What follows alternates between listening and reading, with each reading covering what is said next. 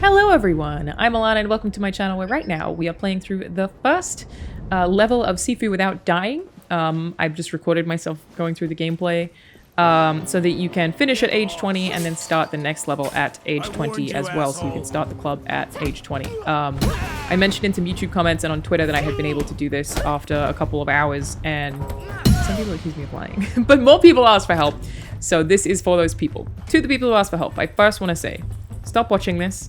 Please try and figure it out yourself. I promise that you can. It took me a couple of hours until the game really clicked for me and I understood. I got the parry system, I understood the combos that I wanted to lean on and where.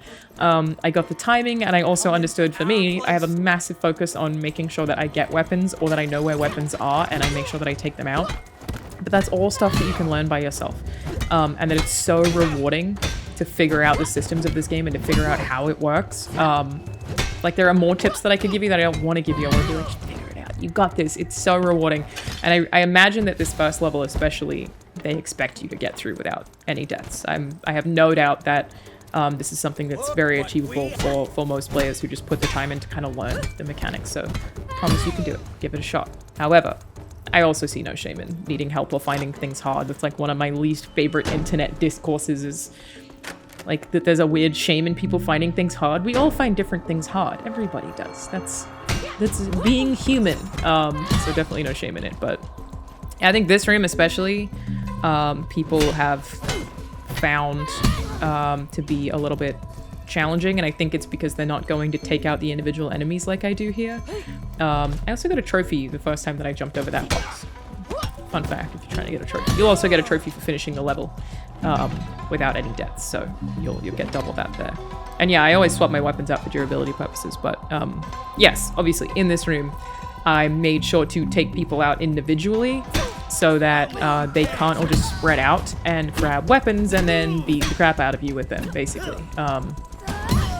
Because I think that's what makes this room kind of extra hard in some cases.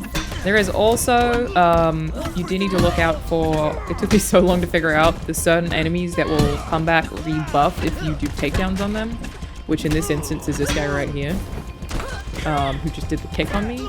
So I'm careful about trying to avoid doing takedowns on them, because you can see from his health bars kind of glowing, and sometimes they'll have like smoky shoulders. So just don't do takedowns on them, and make sure we take them out the slow way, just to not bring them back to life, basically. And then, yeah, I always go and get this pipe over in this corner. Another thing that I want to mention is when I first played the game, I had a lot of trouble because I have tendonitis in both my wrists, which is an accessibility issue in video games. I can't play any game, or at least I'm always very bad at any game that requires any rapid button tapping because it's extremely painful. My wrist gets swollen. I have to put ice on them. It really, really sucks. So, oh, that's everybody in the level dead, by the way. That's them all dead, except for the main boss. That's how fast it is. It's like 5 minutes. It's nuts.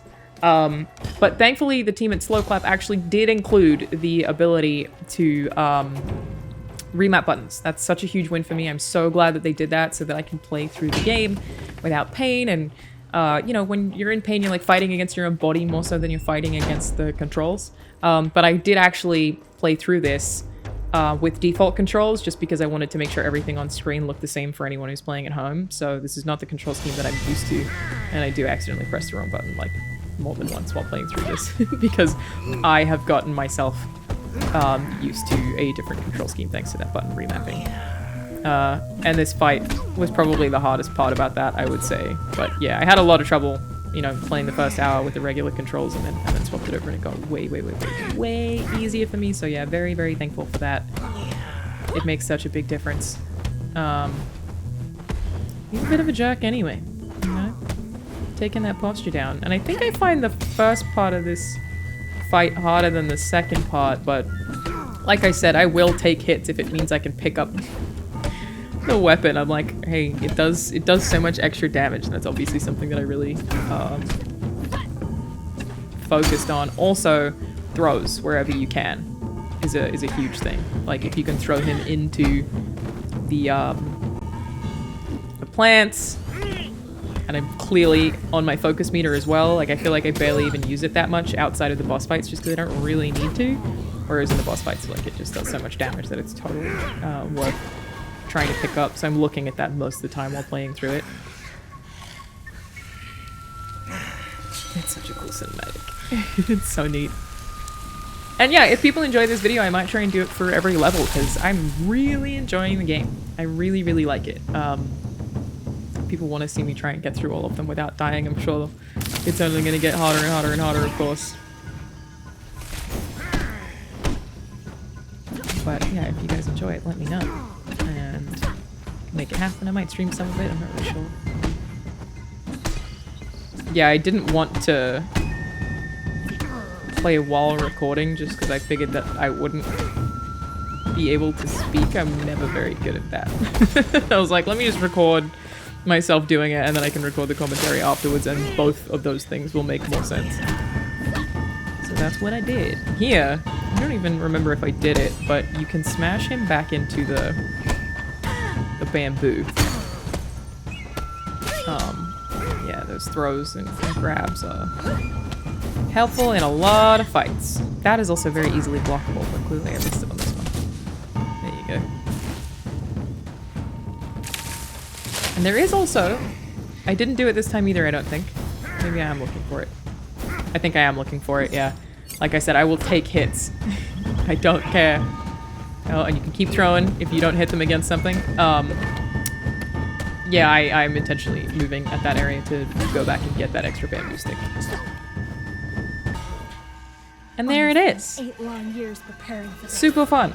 The level becomes so short once you get through it that way. It's crazy. I wonder how long it would take to like actually stitch every level of the game together if you've gotten used to them like that. But yeah, let me know if you want to see more of them. We'll see. I love it. I'm such a fan of this game. It's totally a Game of the Year contender for me. Thank you all for watching. See you next time.